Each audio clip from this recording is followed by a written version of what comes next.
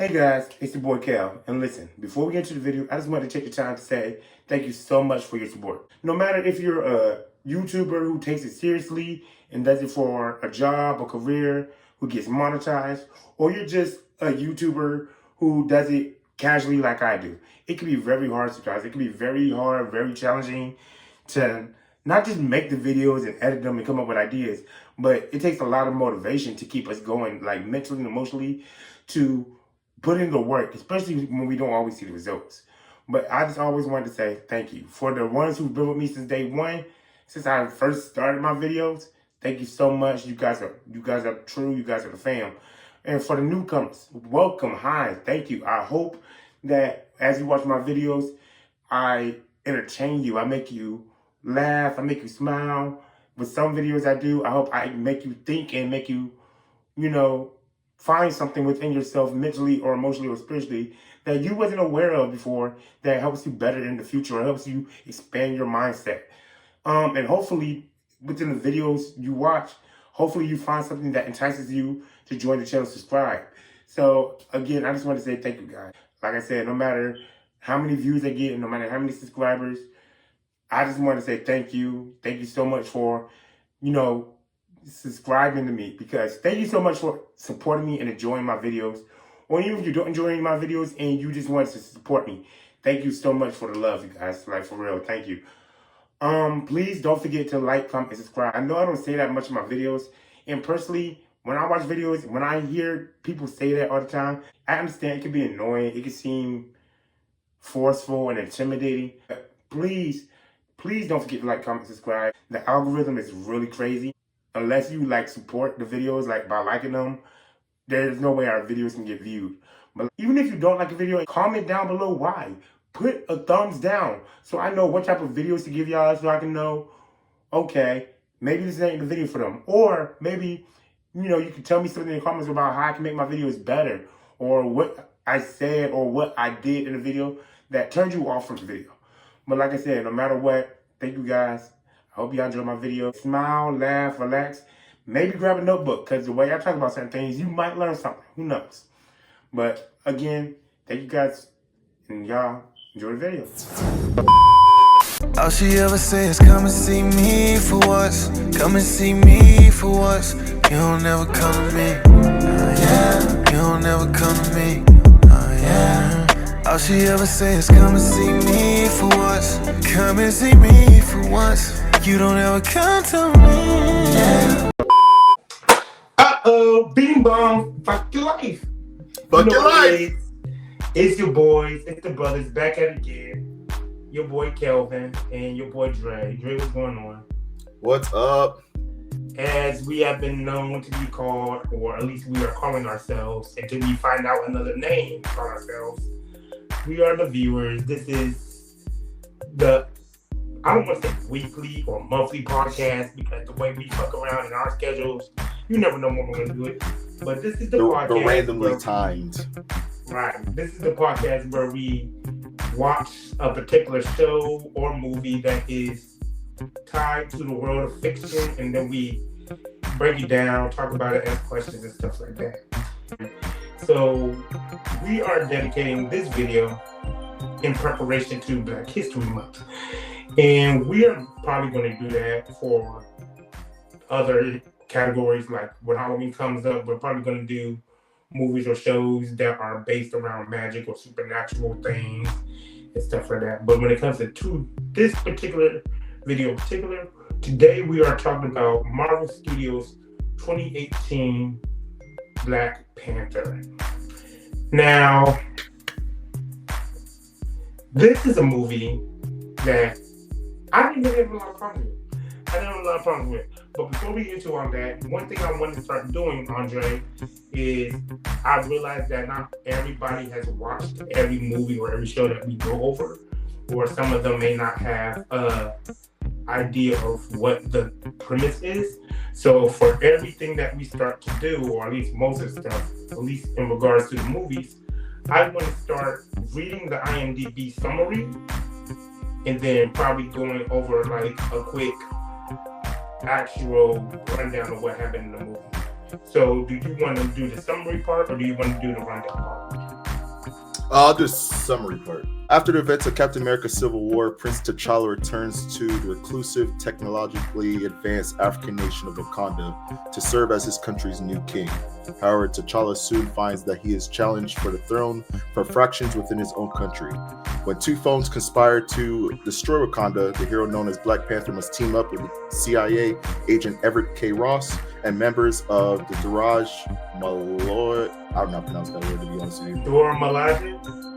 There you go. All right, Wakandian special forces to prevent Wakanda from being dragged into a world war. Okay. Sometimes IMDb summaries aren't accurate or whatever, but I think that's pretty accurate for what happened in the movie. It is, yeah. So yeah. Before I go into the rundown, Dre, how did you feel about 2018's Marvel's Black Panther? So, like I said, 2018's Black Panther, the OG Black Panther, the first one. Black Panther is one of my favorite movies in the Marvel universe. Not only because of the movie itself, but because of the representation that we have for African American people, and I love that, right? And Black Panther was one of the movies that did it beautifully, especially with like Chadwick Boseman, Michael B. Jordan, Angela Bassett, all those people. So I love Black Panther, the first one. We'll talk about the second one at some point, I'm sure of it, and we'll talk about how I don't like it whatsoever. Yeah. But we'll get there. Yeah, we'll get there when we get there. But anyway, I love the first one, man. Like I said, R.I.P. Chadwick Boseman. He was the OG Black Panther, the only Black Panther in my mind. But I loved it. The storyline was great. Visuals were great. The movie, the plot, everything was great about this movie, man. I love Black Panther. Like I said, I love Black Panther. It's my favorite movie, hands down. Cool. For the most part, I agree with you. I think this is a very solid movie within the MCU, especially seeing that we have 40, 50 projects now. I say this is still one of their best movies. Definitely a top 15, maybe a top 10 for me. And the only reason I said maybe is because the only grievances I really have with this movie is some of the direction they took the Black Panther in as a character in the movie itself, as to say, like, where we have other introductory movies within the MCU that were origin-based movies. I would have preferred an origin-based story, a real origin-based story. I mean, this was sort of an origin story for T'Challa, but I would have seen how he, trained and everything, like I know he did in the comics. I would have preferred to see a story like that, and probably more of what his father did and the ancestral impact on Wakanda in the world, or how they secluded themselves, more than this. Because I feel like the story in itself, like I said, is great, but I feel like this could have been something you led up to where he has to decide what kind of king he's going to be, instead of just being the only movie. Of course, we didn't know it was going to be his only movie. He didn't even know. But still, that is the only real grievances I had outside of like the normal villain downgrade or villain plots that they usually do within the Marvel universe. But other than that, I think this movie, like I said, is pretty fair, accurate. I think it's pretty awesome. No matter how you feel about the movie, whether you like it or not, you can't deny that it is a cultural masterpiece. Mm-hmm.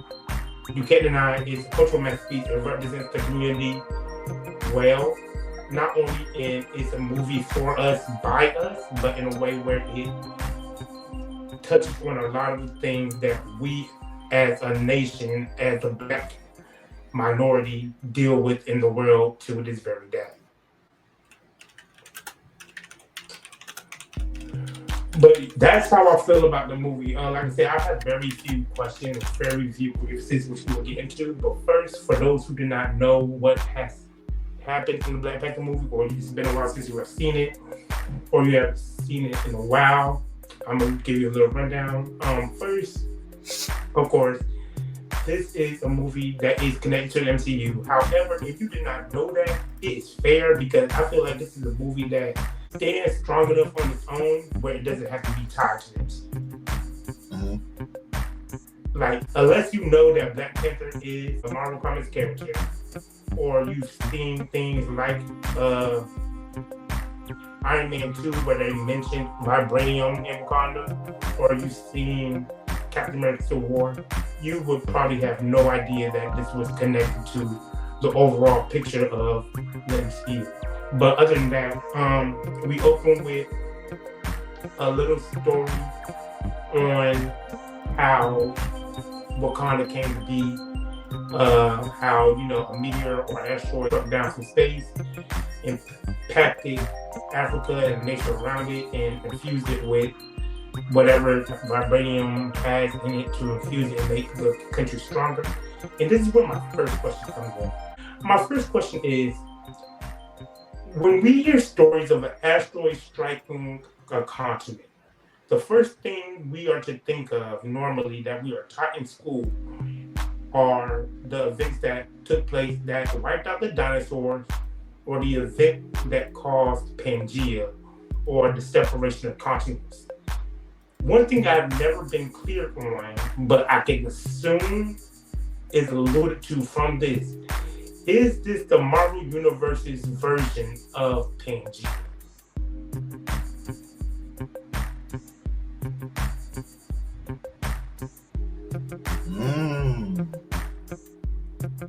Because if you've seen things like Eternals or you read comics, you would know that the Beyonders and the Celestials and all that deal with the creation and stuff within the comics.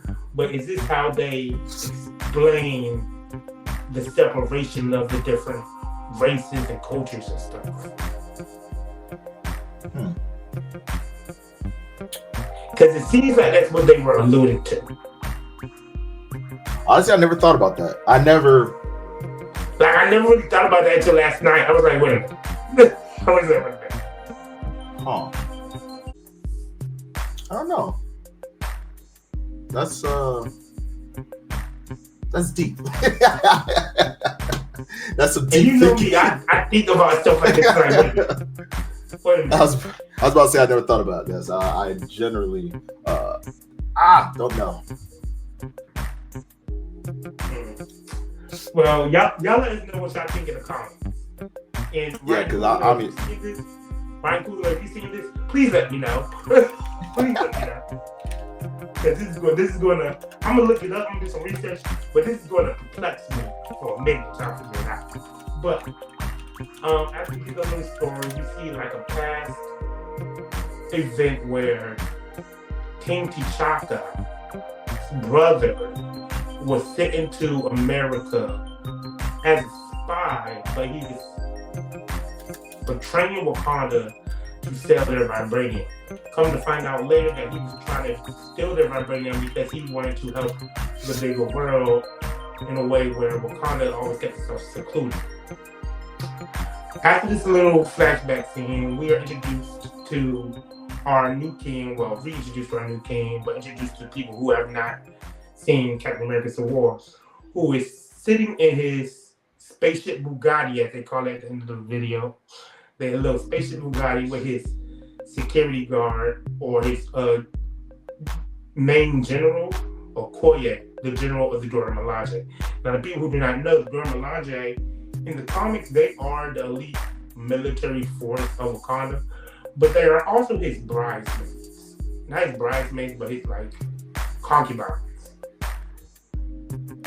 Like, they're there to be wedded off to the king. They retconned that out because they was like, that's kind of weird and creepy and stuff, but that was originally their purpose. So he's with Okoye and they're about to go intercept one of their soldiers or one of their spies who has been kidnapped or who's in danger. And then he finds her, according to what we know, this is the kid is in the comics, and she's a completely different character. Well, she's not a completely different character, but she's the same thing more or less. She is his ex-girlfriend, and he asked her to come home because he's supposed to be crowned king. So once he is crowned king, we get a scene where we see our infamous Michael B. Jordan basically stealing or checking out what he is trying to steal from a museum. And he basically says that I'm gonna take it because it's mine. The end. Now, we see him or we see Ulysses Claus and this girl, which gets to my other question and my first grievance. Who was that girl and what was her purpose? I don't think she served no purpose. How about to say? Because she didn't get no name, she didn't get no lines. I mean, especially she had like one line. Well, she had a couple lines, but yeah, the lines were "I'm going on break" and "I'm sorry." Yeah, she had so no name, no character.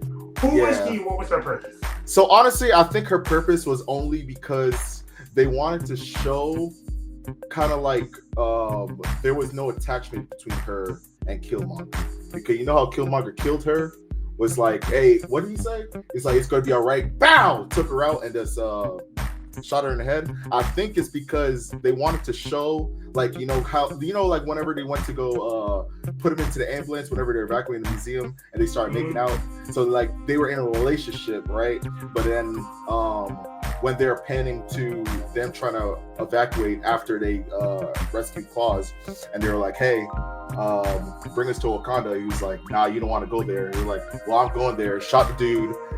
Claus grabbed the girl. Then he was like, fuck, I'll kill her too. Bow, I don't care. So like, I think it was like in the missions of that matter, is I'm willing to manipulate or use whoever I got to. Yeah, exactly. Yeah. Okay. So I think that was maybe the primary purpose of her. I mean, you could have at least gave her a name, though. You could have gave her. Yeah. Give her a name. But here's my other, and then outside of that, this is my first grievance. There was too many villains in this. You could have focused on one villain, just one, or build up to maybe two. Have one be in the background controlling everything for like a series. Because first they make it seem like the villain is M'Baku. Then they made it seem like it's Ulysses. Then they make it seem like it's Killmonger. They could have just focused on one or have them all tied, but separate them throughout the series.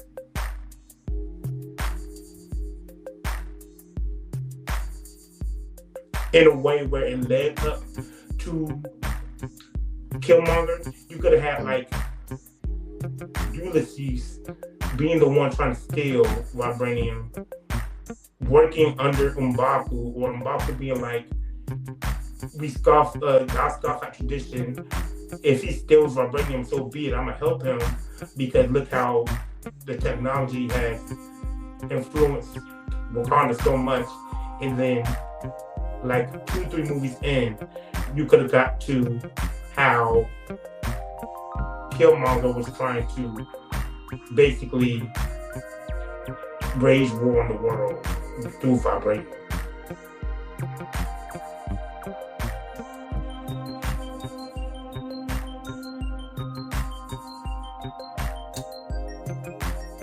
What was the question that you just asked?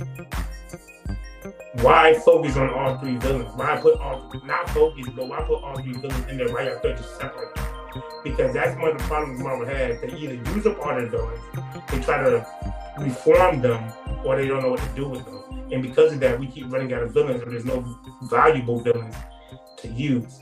We heard that Ryan Coogler wanted to officially use Kraven, but Kraven is also a Spider-Man comic character, and we don't know how that works with Sony. But anyway, it goes. 3 of Black Panther's most notorious villains within the world of comics are Ulysses, M'Baku, and Killmonger. You could have had them separated out through the series, whereas like one right now working for another one, and then the next one would have been like the mastermind behind the whole thing and everything.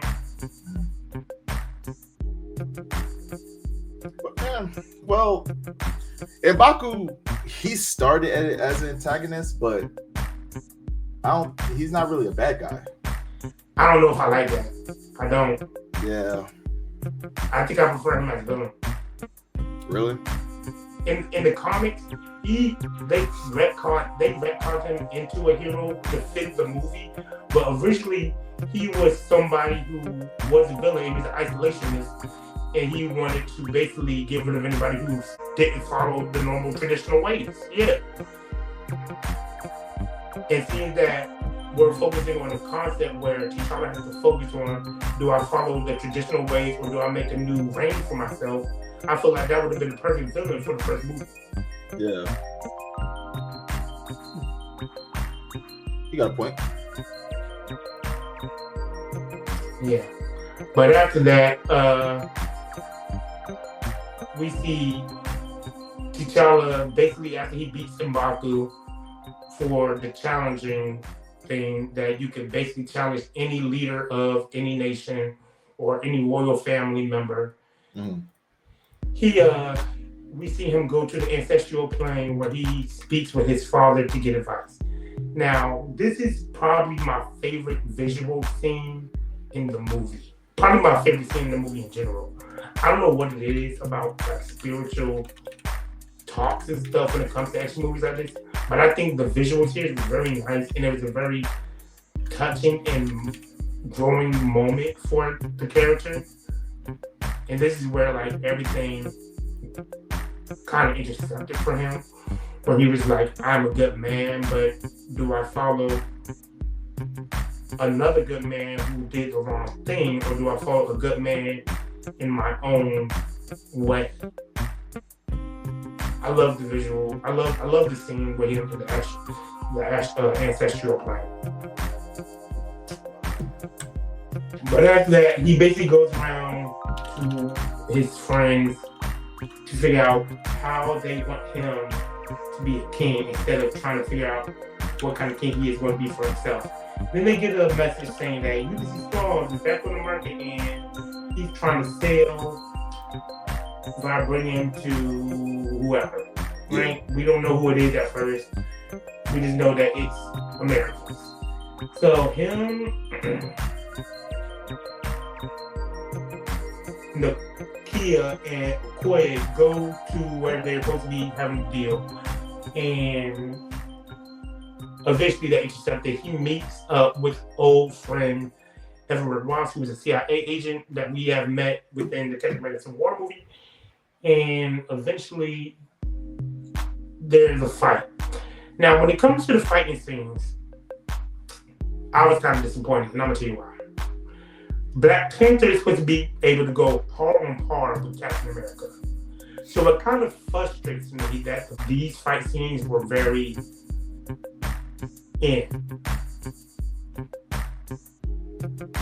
because comic-wise, he's supposed to be better than Captain America, and I know it's not the comic, it's the movie adaptation, but T'Challa was growing to be the Black Panther in scientific knowledge and world travels and fighting style since he was a kid. So for him to just be passing by and getting away with every fight by the blink of his life, I did not like that at all. That's it, yeah. I did not like that at all. Which gets into my other grievance, that suit. I can't stand the suit because I feel like it's a crutch. What? I feel like it's a crutch. How? Because, like I said, he's supposed to be one of the best fighters. So for you to just have a suit that relies when you get attacked and release the energy, that tampers your fighting ability. I don't know. Him getting shot by bullets. Why do you need a suit that can absorb kinetic energy from that? Vibranium can do that in itself. Just have a vibranium suit that doesn't absorb. That is the vibranium suit. But it doesn't have to absorb kinetic energy and redirect it. Man, I don't know. That's what what's her name did. Sherry. I hate that. And then it's ugly. And then it was ugly. What? My favorite Black Panther suit that he has worn was in the Captain America Civil War movie. Hold on. That mask style in that suit is way better than the one he wore in this movie. And the fighting scenes were better in that movie too for him. Oh, right. It is 2 different suits. My bad. I forgot. Yeah. Well, it was really 3. But yeah, the one in Civil War is better. The one in Civil War is better, yes. But I think the concept of him not having to put on like, oh shit, they put on his helmet. Oh, and you know, then the suit. It's like, okay, cool. Like I like the concept of it's in his necklace. All he gotta do is, I guess, think to say put it on, and it puts on. Like that. That's kind of dope. Because you think about like that concept with the same suit. Don't change the suit. Man, blame Sherry. I don't know. She's the one that was doing this.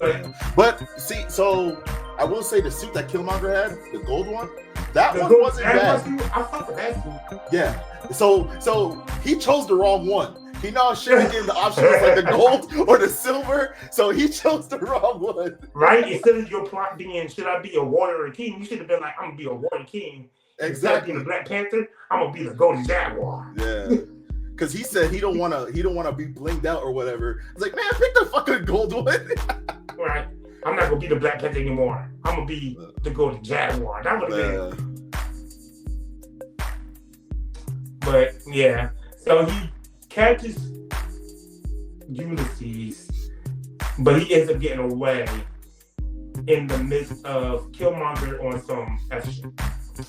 And while he is talking to Everett Ross, basically Ulysses reveals that Wakanda is alive. It is not porn. It is not this. It's not that. It is a high technological function society with all of this stuff. And then Ulysses gets away. Killmonger reveals that he has a ring, and Everett is shot. So they take him back to Wakanda. Killmonger brings Claw's body to the Wakandans and basically says, I belong here. Your dad killed my dad. I want the throne. Fuck your life. Fuck your life. So they challenge and they fight, and basically we figure out that his goal is basically to help oppressed African Americans fight back, but in the very war form of manner. He kills T'Challa supposedly, and then he basically takes over Wakanda by burning the heart-shaped herb and everything. Now, I can understand why he did it, but at the same time, I think it was dumb. Because it's like, okay, so are you planning to end the government system now and not have a successor when you die? Or is your plan starting right here? What is the purpose of this? I mean, I get it in a way where you don't want anybody opposing you. But what about the long-term ramifications?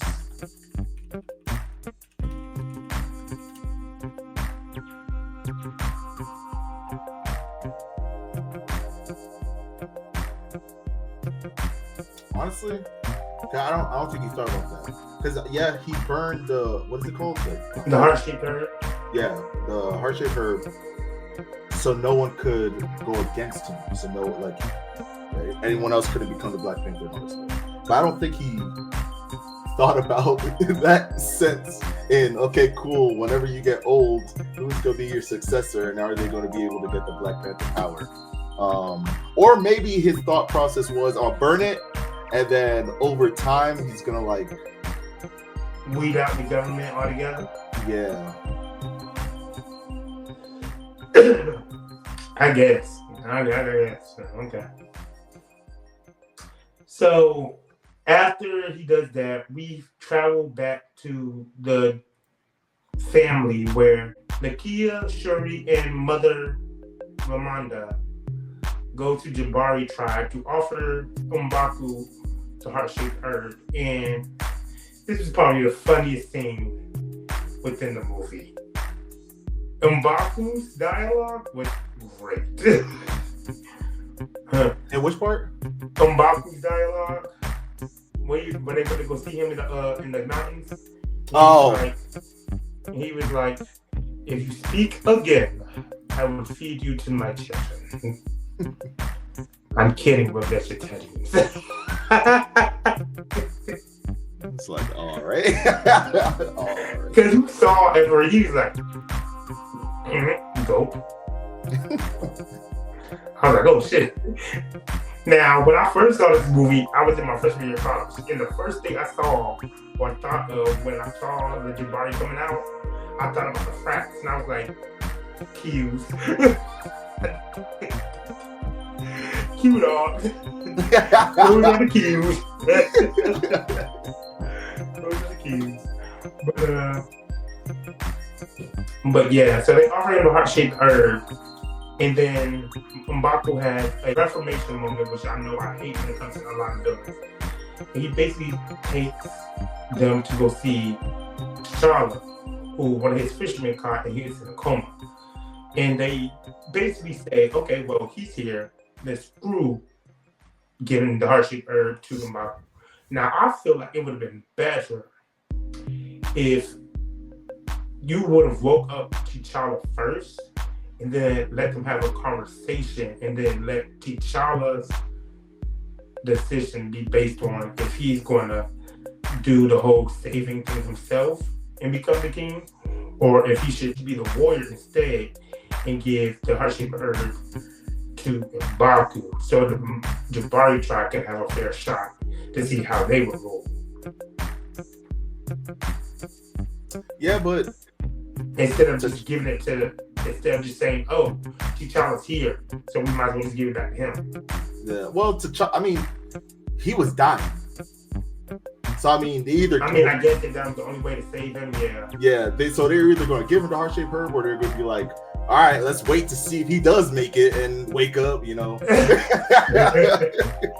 Oh, yeah, because they did say the ice is the only thing that was keeping him, right? Yeah. Oh, okay. So, look, you can take him out, but the chances are... the chances are slim. I mean, glory to Boss and Hannibal, but yeah, the ancestors can always use one more person. One more. So then he has another trip to ancestral plane, and they have a talk where he's basically like, y'all was wrong for abandoning the world. And this is where I thought it was the peak of the movie, because this is really his whole thing in the comics. Because in the comics, they do that, where everybody else is like, Wakanda comes first. Wakanda comes first. F everybody else. F what happens to this person, that person, this person, or the world if Wakanda is safe. And I feel like for you to be a king in your own right, in your own manner, you should make your own type of path with your own viewpoints. And seeing that he is a hero as well as a good man, I feel like that was the right thing for him to do. So I did like that. But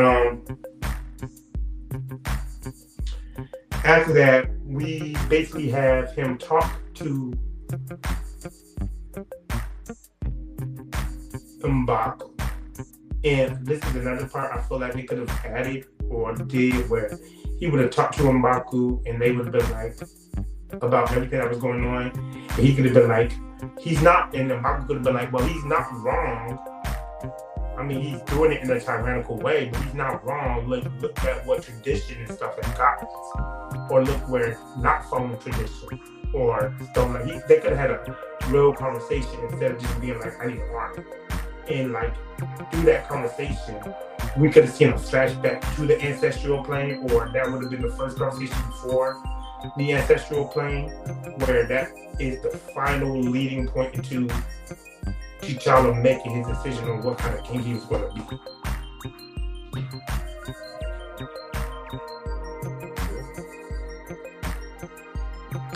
And then after that, we get into the big superhero fight. That's pretty much what happens at the end of the movie. We get into the big superhero fight.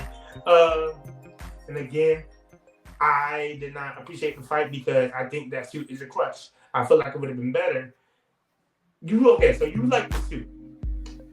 But tell me, think about it like this.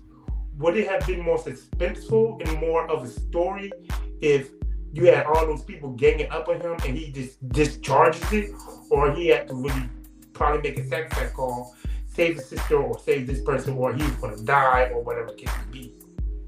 And he had to actually fight them, and we get to see his actual skills.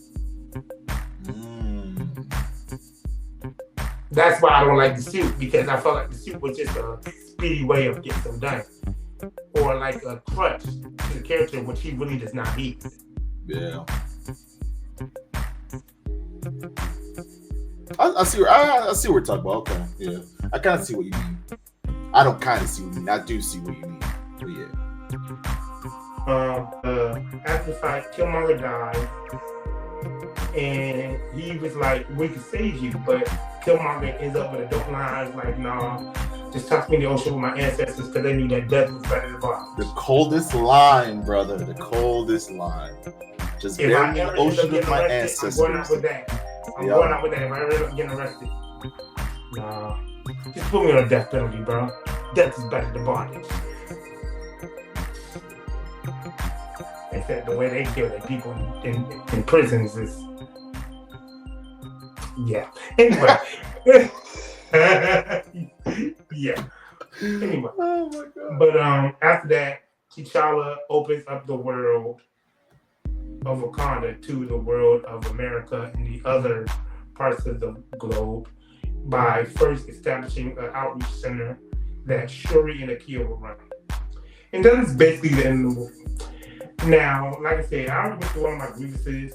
The only grievances I really had were how they took the character of Black Panther by kind of giving him a crutch, and the villain overused for the way that he chose to use their villains.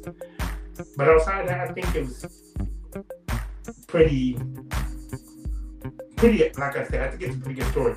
Now, when it comes to Killmonger's plan, I definitely think that this is where the villain thing kind of got messed up a little bit, because we went from you wanting to help oppress people to waging war.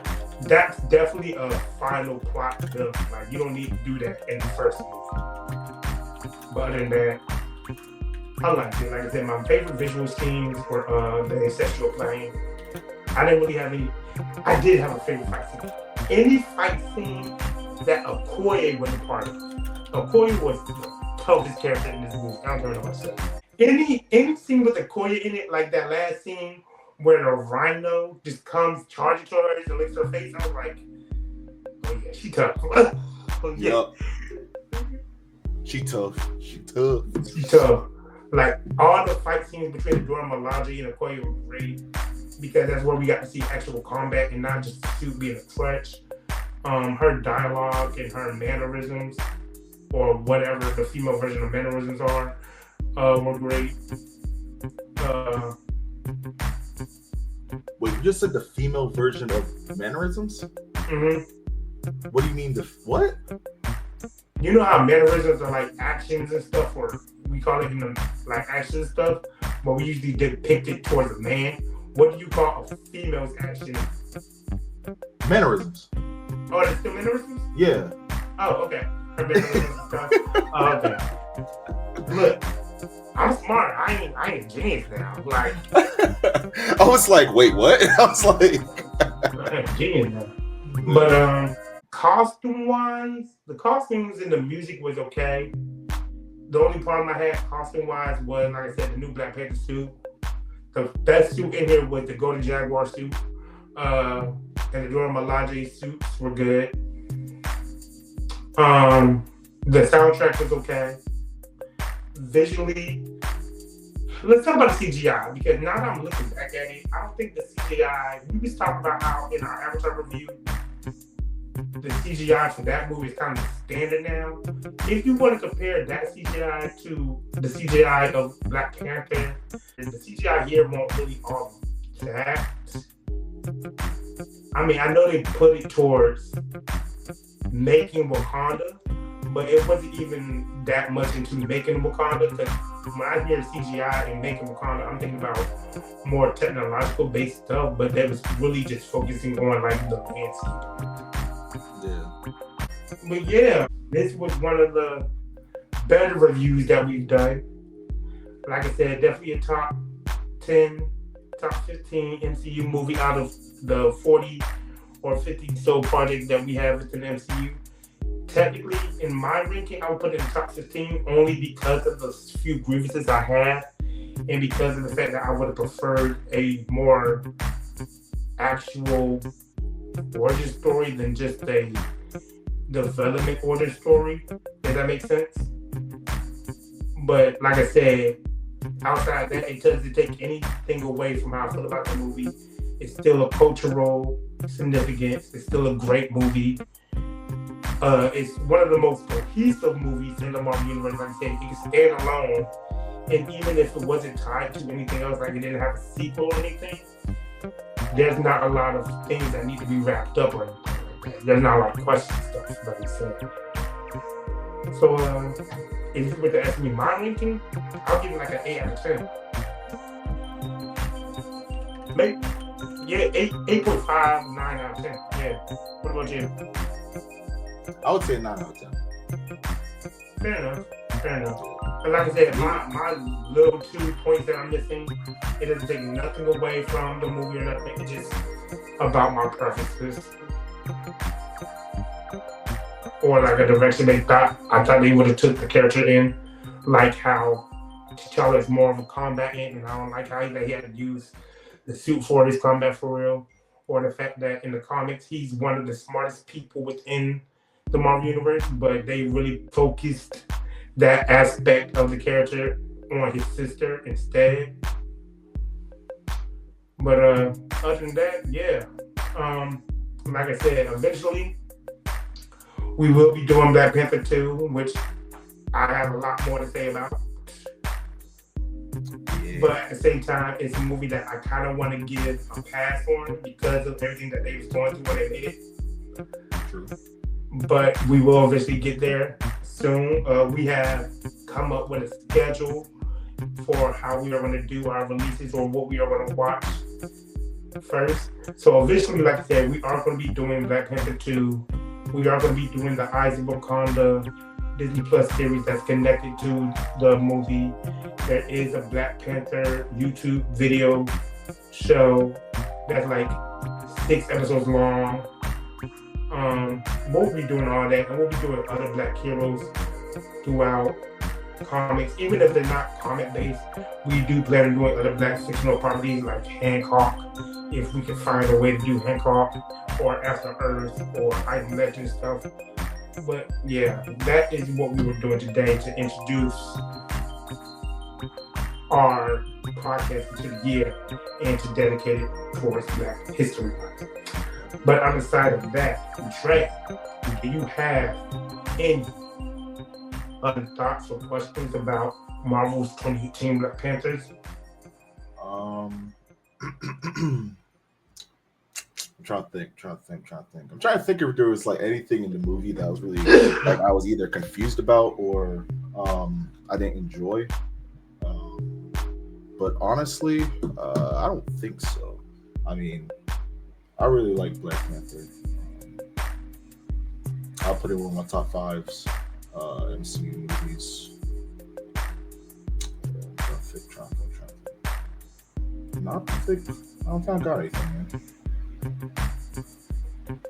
Like I said, I don't think anybody can grieve on this movie too harshly. If you do, it's just because either you're not an action fan, you're not a fan of the character, you're just one of those people who's always like, it's too woke, it's too this, it's too that, it's shut up. Anyway, but outside that, I think it's a pretty good movie. Like I said, Black Panther has always been one of my favorite Marvel comic characters, especially when it comes to the world of the Avengers. So like I said, that's where my grievances come in because of the direction they kind of took his character. But outside that, like I said, solid movie. 8.5, 9 out of 10. But with that being said, that's all we got for y'all today. Let us know what is your favorite visual, your favorite character, your favorite moment and scene in the Black Panther movie of 2018. How did you overall feel about it as a cultural masterpiece and as an MC movie in itself? And yeah, guys, I know what it is. We're gonna catch you guys later. Later, y'all.